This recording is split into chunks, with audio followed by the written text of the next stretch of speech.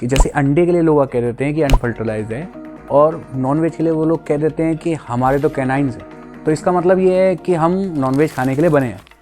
तो इस जस्टिफिकेशन को आप एक्टिविस्ट किस तरीके से लेते? जो हमारे ह्यूमंस का जो कैनाइन्स है ना, वो बहुत रूडिमेंट्री है। रूडिमेंट्री मतलब बहुत प्राथमिक जिसको बोलते हैं, वो भी 2 ही है हमारे सिर्फ। तो हमारे अगर हम डेंटल स्ट्रक्चर को हम कंपेयर करें, कार्निवोर से ज्यादा हमारा डेंटल स्ट्रक्चर हर्बीवोर से मिलता है।